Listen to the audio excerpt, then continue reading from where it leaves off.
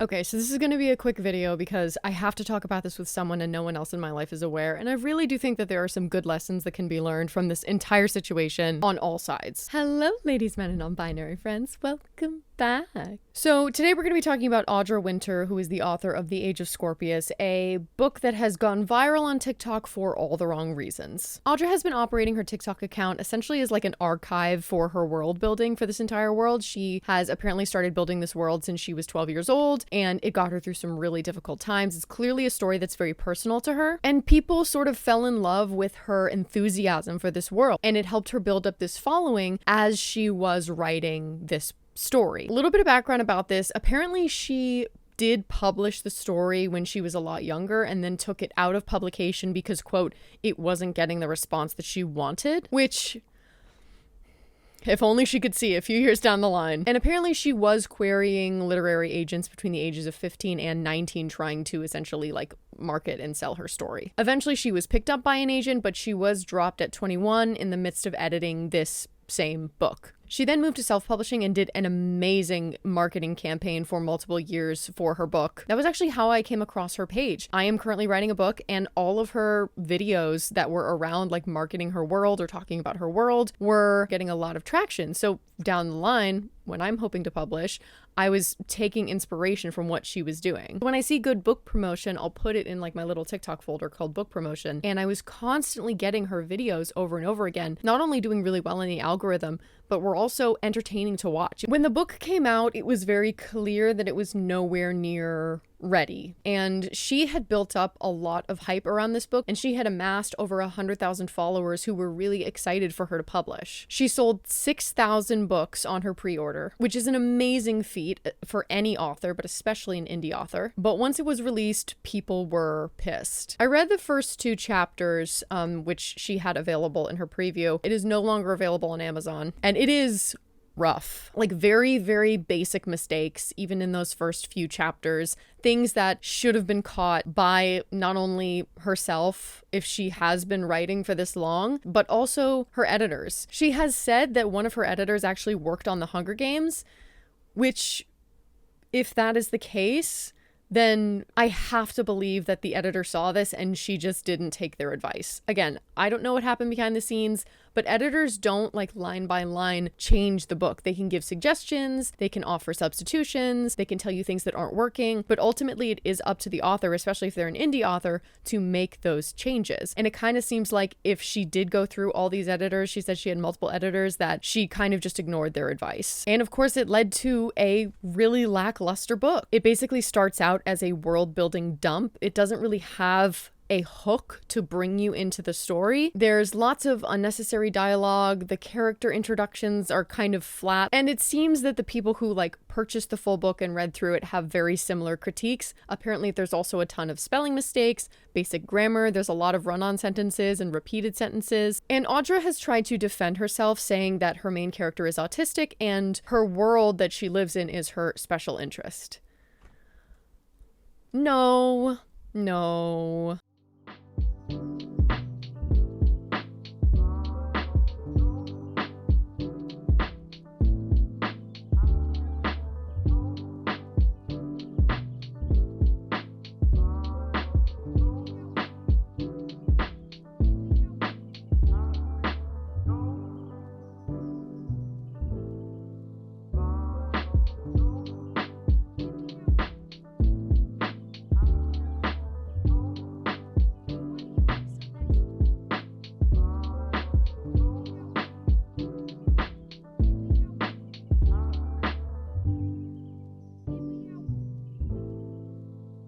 So here's the thing.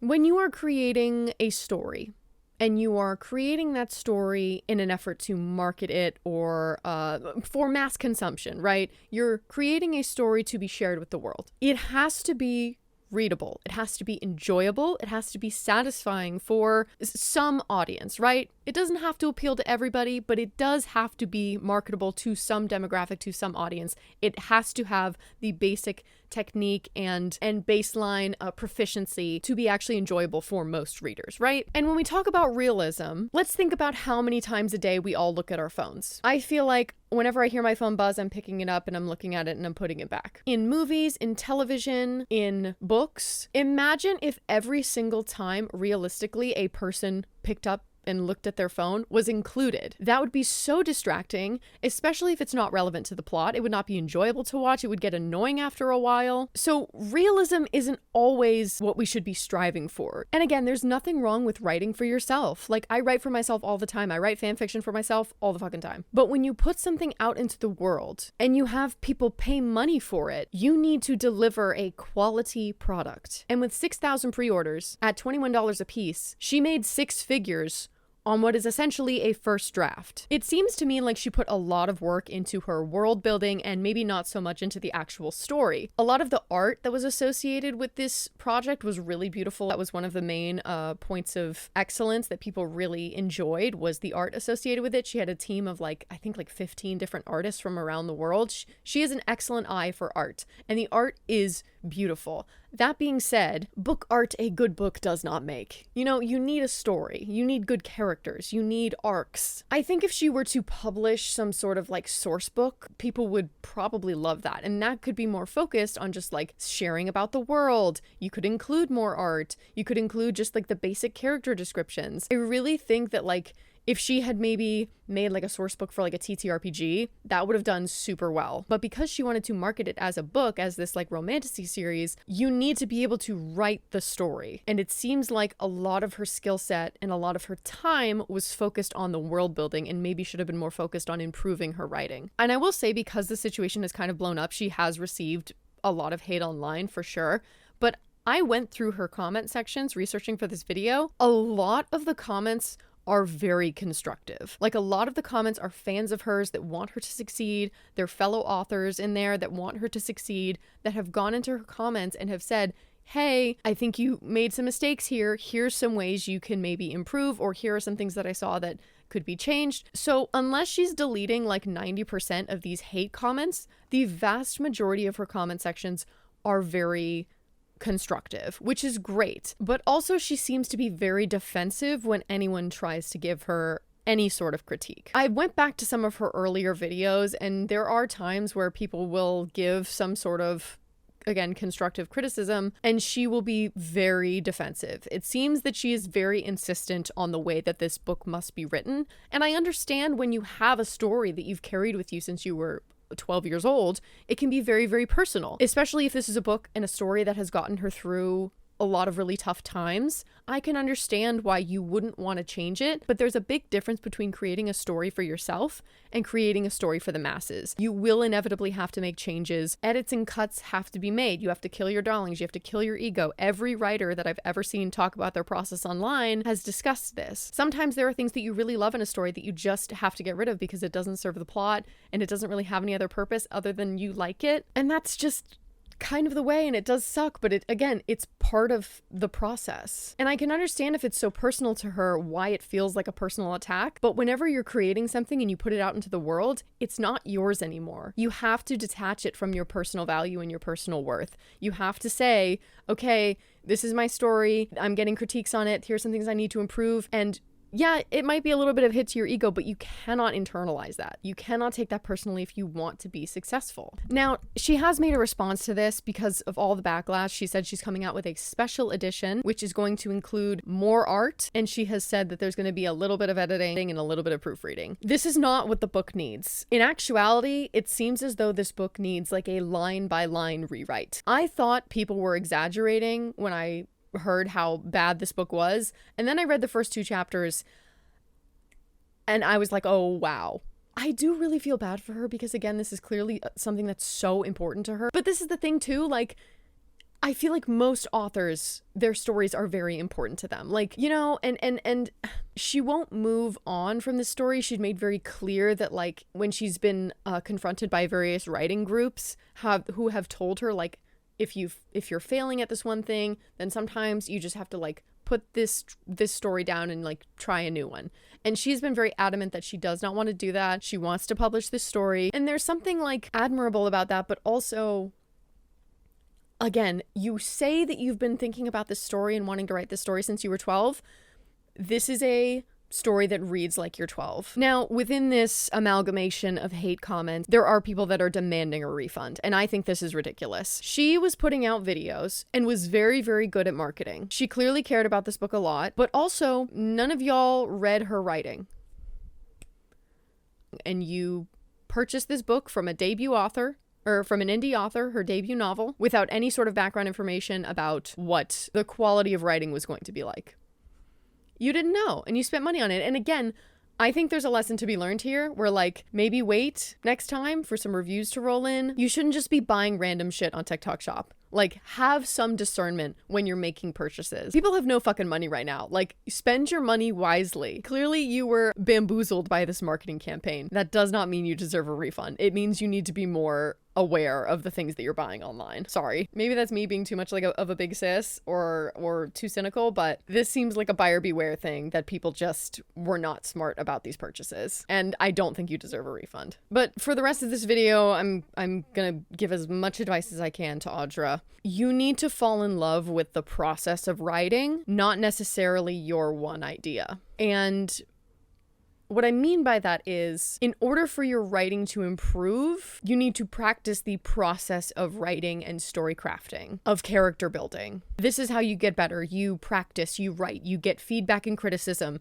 you adjust, you write more. This is the process. It does feel like an addiction or like an abusive relationship at first. Writing can be so intimate. And for many writers, we are like bearing our souls into our work. It can be deeply personal. Maybe we're utilizing our own trauma or our own experiences. Writers often talk about their books being like their baby, or their characters are like their baby. Like, oh my God, my book is my baby. So criticism and adjustments of any kind can feel like a personal attack if you don't compartmentalize that shit. And I know this because I'm a writer too. I also have been writing stories since I was a child. I think my first real serious attempt at a novel was when I was in high school. Looking back at my work, there were, of course, a lot of things wrong with it. There were fundamental issues that made the story difficult to return to without having to gut it from the ground up. I have multiple potential novels that are hundreds of pages long, spanning back to when I was in high school. And I will probably revisit them at some point. But going back, I know that reworking those stories will likely take just as much, if not more effort than starting over and just starting a new story. And it sucks, but sometimes that's just the way. This is my advice to any writers out there. If you feel like maybe your old writing is kind of juvenile, or you feel like it's not quite up to par with what you're doing right now,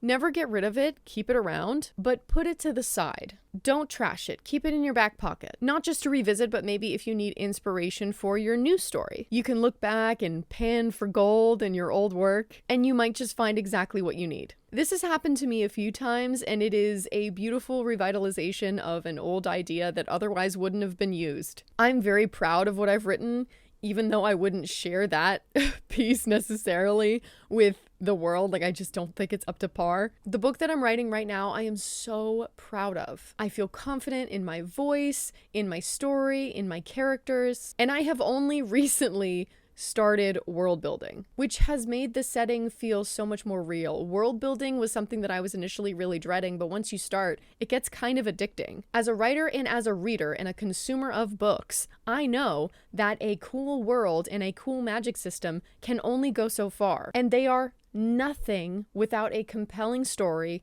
and strong characters to lead you through it. And the first time you share your writing with people, it is such a scary and sweaty experience. I sent some of my writing to a few of my writer friends, and my stomach was in knots the entire time until I got responses back. But it does get easier because with each critique you get, even if it's for just a small section of your writing, you can carry that correction through as you write more and prevent yourself from making those mistakes in the future. It makes you a more confident writer, but it also makes you a better writer. Now, for me, I am constantly seeking out advice from professional writers, from some of my writer friends, from people in the publishing industry, from professional editors. I try to get as much information as possible from people who are just giving it out for free on social media. There are so many accounts you can follow, and I will put some in the description of those who have been super helpful for me. But people in the publishing industry that I follow are constantly talking about how important your first page is. You have to hook your reader immediately. It is a very competitive market. So in order for your book to stand out, that first page has to be incredibly well done. There needs to be some sort of hook. It needs to make your reader ask some kind of question, something that gets them reading further. Also, with any introduction of your character, that also needs to be strong. It needs to give a good impression. With each introductory, either dialogue or action for each new character,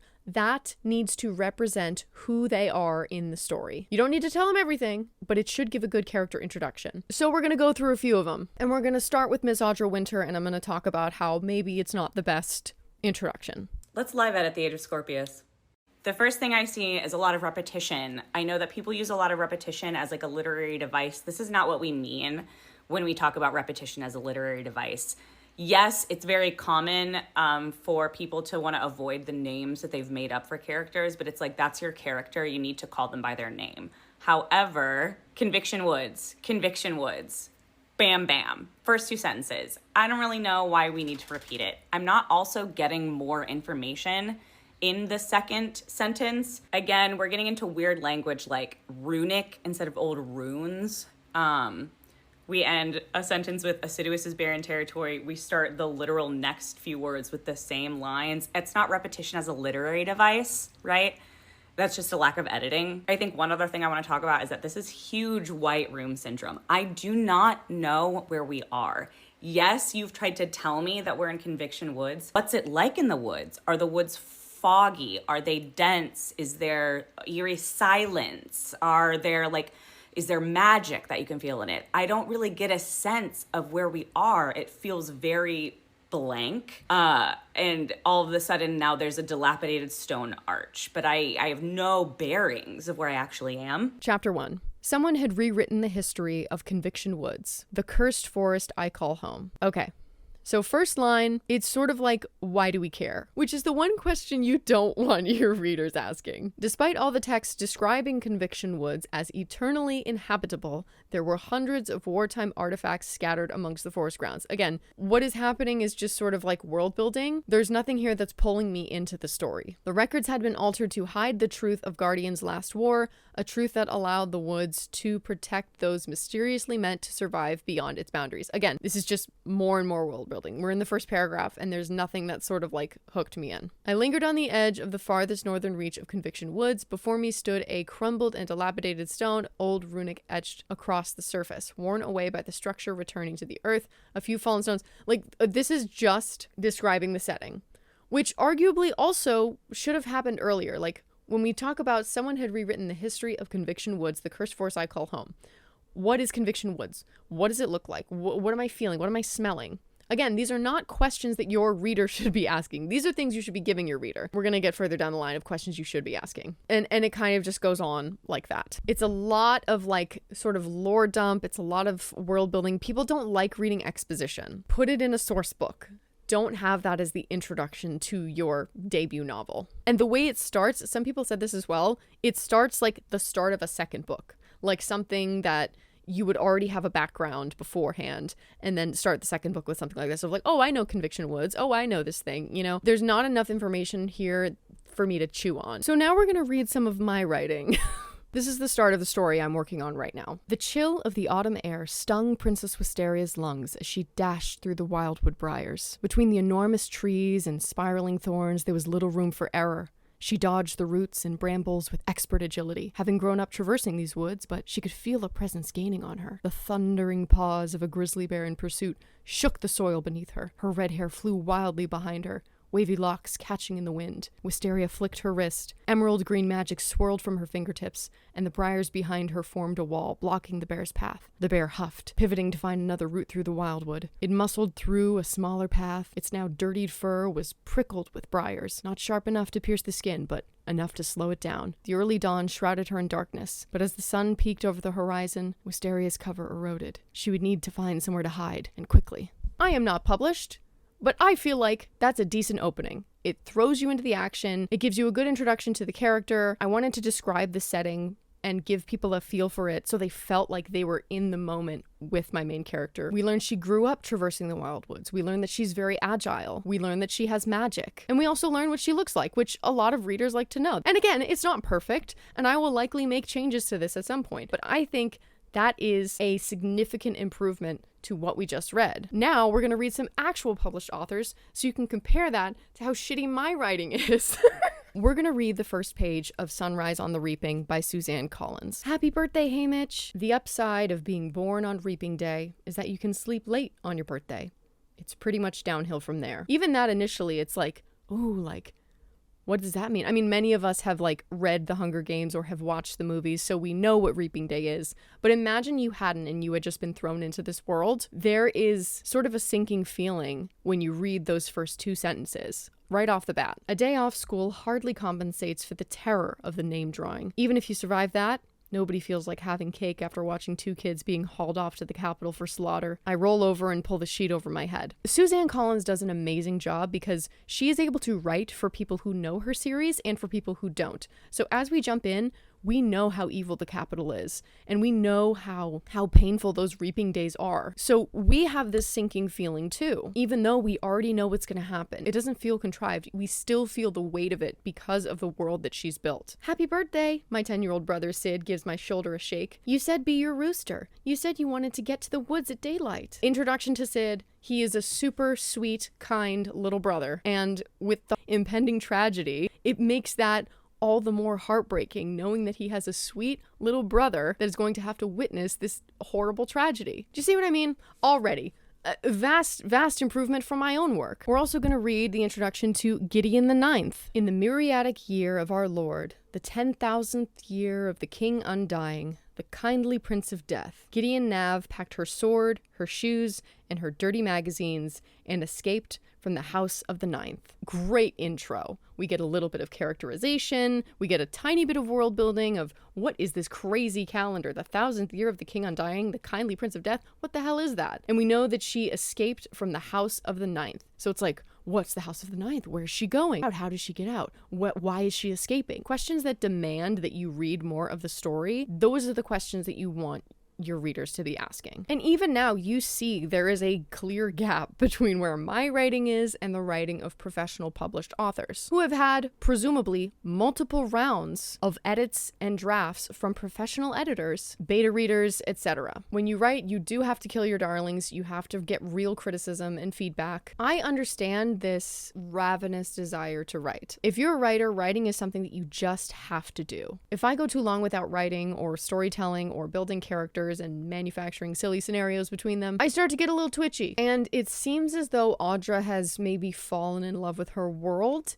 and maybe not with the process of writing. Again, I am not a published author. This is all just advice that I've received from professional authors, professional publishers, editors, etc. If you want to become an author, but you haven't worked professionally and you haven't taken any classes, study story structure. What are the necessary parts of your story? What are the components you need to make a story that's cohesive? Read good books, read bad books. Realize what you like in the good books and what you don't like in the bad books, and incorporate the good things into your stories and eliminate the bad things from your stories. Read and write fan fiction. Fan fiction is an incredible place to study writing, because if you're really good at making characters but you struggle with plot, you can write a fanfic where the characters are made for you and you can just focus on writing plot, or vice versa. You can take a story and incorporate your own characters. If you want to write your own version of Atlantis, but you want to incorporate different characters, try to do it. Find out what makes the stories flow well. Look at the sentence structure. Look at the word choice. Look at how they interweave description or world building. Look at the character introductions. You need to write, but you also need to grow as a writer. You can't stop learning, and just write. Don't stop ever. If you're out of the coffee shop and you have an idea for a character or a story or a plot point,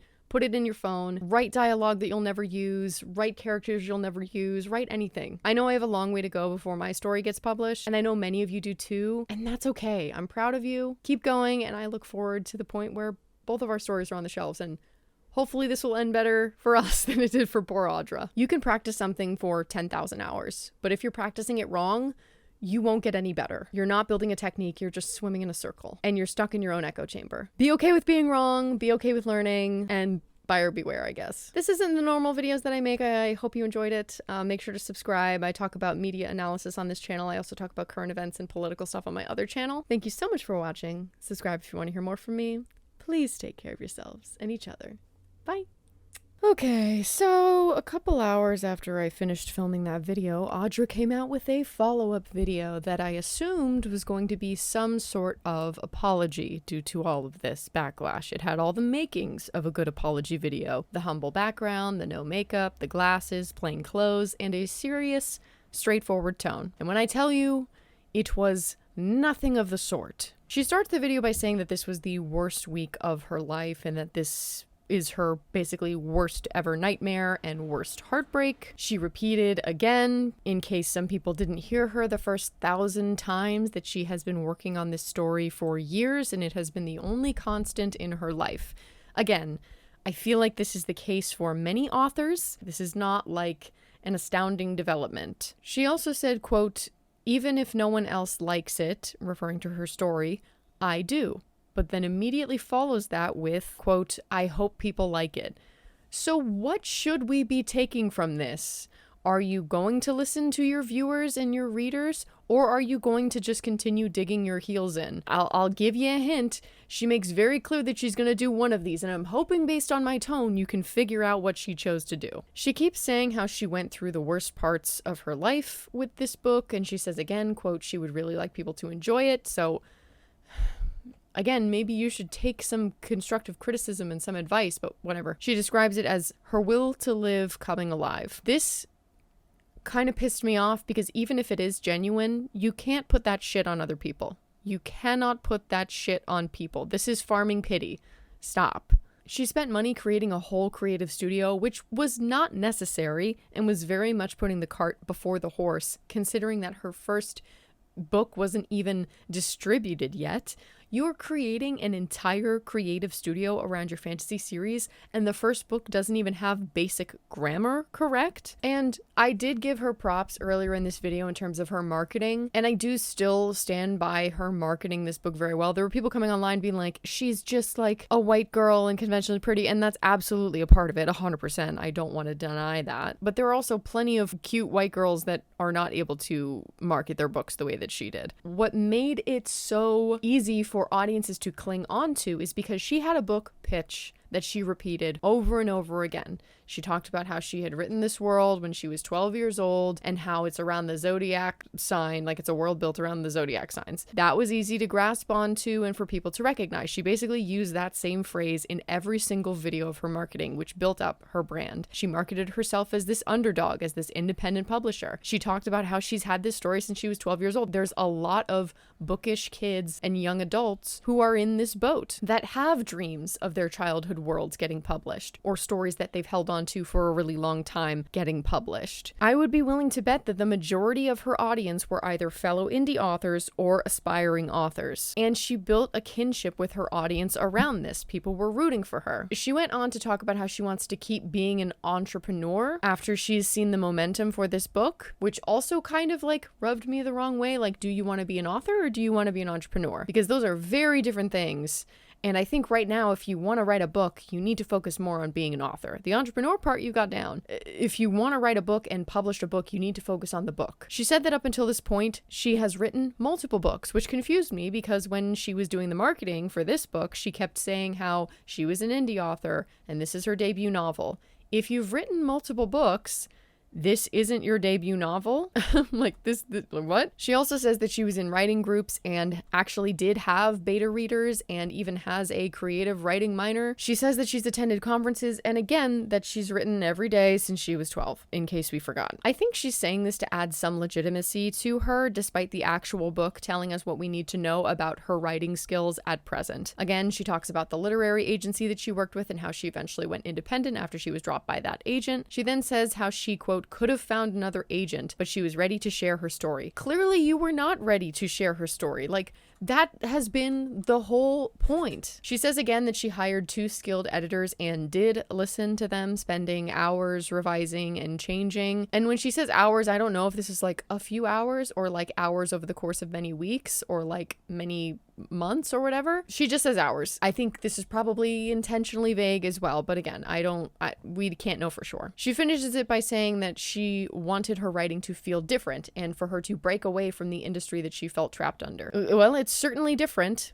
But again, if it's that different, you can't be upset that people don't fucking like it. She goes on to say that, quote, she put every single thing in me into this book. She talks about how her mental and physical health was affected by the backlash. I am absolutely sympathetic to this, 100%. Like, if you have a video that goes viral online and you get a ton of backlash for it, that is, of course, going to affect your mental and physical health, especially when it's personal to you. But all throughout this whole video, she says all of this to garner some amount of sympathy and then doesn't actually apologize. She doesn't apologize. She doesn't admit fault. I don't know if this is for legal reasons. Like if she admits fault, she may be liable to give people refunds. I don't know. I'm not a lawyer. This next part is where it just gets worse. She talked about one video that she saw. Now, I don't know how many videos she's watched, but this is the only video that she mentions throughout this entire follow-up. She talked about one video where she saw an author shared their experience reading her book and how it was a negative experience. But this author did not mention the book or author by name, did not mention her by name, did not mention her book, but this author kept her and her book anonymous. And she talks about people in the comments of this video saying, quote, I was worried that this video was about me until you said these numbers, referring to the numbers of her pre-orders sold. Then Audra says that her response to these comments, which are, if that's the one that freaked her out, that is incredibly mild. Audra says her response to these comments was, quote, how can you say that you were worried that it would be you, and then proceeded to say that about another author? Say what? They didn't say anything. They just said, oh, I'm glad that my book didn't give you that reaction. If that's the comment that you're talking about, there's nothing in that comment that says anything bad about your book. They're commenting saying that they were worried that this person didn't like their own book, but then they realized that this person wasn't talking about them. Like, what is this fucking shame, guilt logic? This also comes back later of her trying to like guilt and shame other authors. I would argue that most, if not all, authors want their book to be accepted and liked by an audience. That's how you become successful as an author. But most authors have to work years to build or even find their audience. You had one built in before you even had your book in hand. So after this one video, she said that she went into her studio, sat down and said, I'm fucked. After one video. You're telling me that after one negative video, you predicted all of this backlash? I don't believe that for a fucking second. Unless you knew that this book was not up to the standard that it should have been. If you saw one negative TikTok video talking about your book anonymously and said, well, it's time to pack it up, that is either an overreaction or you did not have faith in this book to begin with. There's always going to be people that don't like your work. There's no way that you can please everyone. It's impossible. If you weren't prepared for that outcome, then you were not prepared to put your work into the world. She then talks about how the feedback she got before her release was, quote, way more positive than negative. Then I'm sorry, I just don't think you were receiving genuine feedback if that was the case. Because again, there are so many, there's like the amount of just basic mistakes that were in this book. There's no way that you were given genuine, if you were really taking that feedback to heart and if you were really like paying attention to what people were saying, you were either asking the wrong people, you were asking people that were yes men and were telling you what you wanted to hear, or you weren't taking the feedback. Like, oh gosh. She then goes on to say that, quote, in a matter of hours, my comments went from some readers trying to help and give feedback to strangers doubling my bad reviews. I quickly lost sight of who my readers were, with hundreds of hateful comments not intended to help me, my writing, or my community. Audra, I hate to break it to you, but I read your Goodreads. It is filled with disappointed readers who were looking forward to reading your story and were let down. It wasn't just hateful strangers writing bad reviews. There were plenty of people that wanted you to succeed, but were let down by the poor quality of your writing. Also, not everything is going to be constructive criticism. If you're a person posting shit online, you are always going to have assholes in your comments that don't know what they're talking about, or to just be fucking mean. We all have to deal with it. It sucks, but it's the reality of the internet, and it is not something that you exclusively deal with. The entire reframing of the situation and rewriting of history is kind of mind-boggling, and the lack of accountability is frustrating and a little insulting, because of course she has received hate that is completely unwarranted from people that are just trying to be shitty and hop on the bandwagon, but you also have received an overwhelming amount of people that have tried to help you that you have ignored. So it makes it really hard for me to feel bad for you when you won't acknowledge that and are just being like, oh, everybody's ganging up on me, everybody hates me. And I didn't want to say this, but I was like, because the Gabby Hanna situation when she wrote her book was a lot worse, but it is giving like Gabby Hanna a little bit, a tiny bit. Again, like Gabby Hanna had a whole lot of other shit going on and was a lot more aggressive in terms of her critics, but it is a little bit of that situation of like, this is important to me, so people should like it. And if I don't receive people that give like a really nice breakdown of exactly what is wrong so I can take step-by-step things and doesn't have any sort of negative framing to the comment that I can incorporate into my work, then I don't want to hear it. And I'm like, that is so unreasonable, especially considering like this is free advice that people are giving. And again, it's probably not from professionals, and you can choose to take or leave it. You don't have to listen to any of this advice. You can turn off your comments. You can do whatever. I don't know. It makes it very hard for me to feel bad for you. This whole situation is crazy. And I want to give her grace. I want to give her grace so badly because she's only 22 and I know how dumb I was when I was 22. I'm not saying she's dumb, but you get the point. But I also don't want to infantilize her because she is absolutely in the wrong here. The bad comments that she refers to in the video are things like, quote, "You're a bad writer." Quote, "It reads like it was written by a 12-year-old. Quote, "It was the worst thing they've ever read." That one kind of stings, for sure. But the other two, I'm like, girl, I get worse comments on like a random Wednesday. You know, like she also this was crazy. She also describes it as the hardest thing she's ever heard in her life. You do realize that there are certain identities that get called slurs when they walk down the street or face violence solely because of what they look like. Audra, from what I understand, is a queer woman, but she's also a white queer woman who presents fairly feminine. As a queer woman who presents feminine myself, she has a ton of privilege associated with that and does not feel like the weight of that oppression the way that like Black trans women do, for example. So hearing that this is the hardest thing she's ever heard in her life makes me want to fucking slam my head into the wall. I don't know. I'm finding it harder and harder to feel sorry for her. I really think she just needs to be offline for a while. There are also people online saying that she is trying to scam people. Like she just orchestrated this like 4-year campaign just to scam people. I don't think this is the case. First of all, if she wanted to scam people, she wouldn't have taken 4 years to do it. I don't think that's realistic. And also, if she wanted to scam people, then why was the art so good? People talked about how much they absolutely loved the art. Why would she make an attempt to make any of this good if she was just trying to scam people? I don't think she was trying to sell a bad book. I think she was terribly misguided and overconfident without the skills to back it up. And because of that, the book was bad. At one point in the video, she said, quote, "I did something wrong," which, yes, you did. But then she immediately goes back to talking about her mental health. And she describes how this experience made her feel crushed by the world. Then she says, like, how do I deal with the harassment? And again, her version of being harassed is people calling her a bad writer. She said, "I can't delete comments or block people because they're going to get mad at me." Ignore them. Oh my God, just ignore them. And then she talks on how she's still living in fear. I would not wish that on anyone.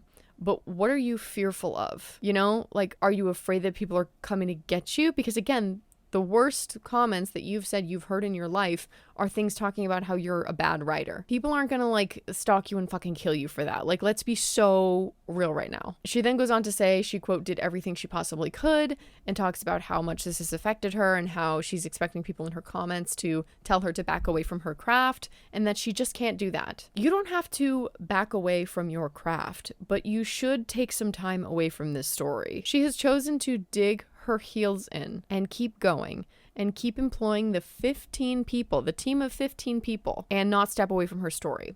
She then talks about a rebrand and how she's going to source an editor from her own community, which is certainly a choice. You don't need any more yes men, Audra. You need someone who's going to be honest with you, because I think you need to have some detachment from your story right now. This is like, it's not going to get any better unless you really rework like every single fucking line of this. She then is offering second buyers a $15 hardcover copy and everyone a free digital copy of the revised version. And then she also includes that this is a loss for her. Well, it was also a loss for everyone that purchased. So she then goes on to say that she's learned a lot of lessons and says that the first lesson is to not go into her comment section, which I guess that's a win. And then the second is that this will happen no matter what.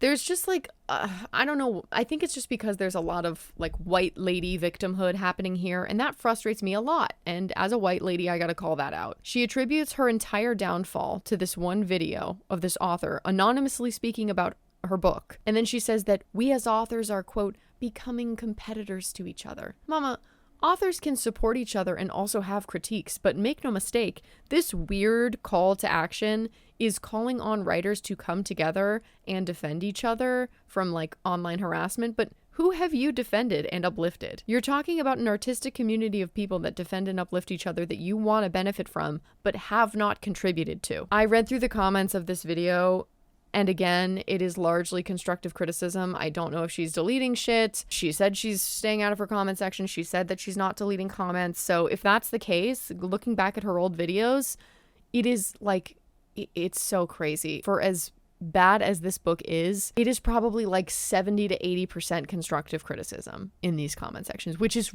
unheard of. The internet is a foul place. So yeah, I wish her the best. But I also don't know if this is actually, if she's going to come back from this. Like, she needs to make some major changes, not just to the book, but like to her psyche, to the way that she approaches her writing, to the way that she thinks about her writing and attaches it to like her personal worth. Like, she's got to cut that shit out. So I don't know. It's just like, it's a lot. It's a lot. I'm gonna peace out. Thanks for staying this long. Love you. Bye. Very special thank you to Inside Chaos, Long Leg, Anonymous, Tiny Axes, and Robin Fellows.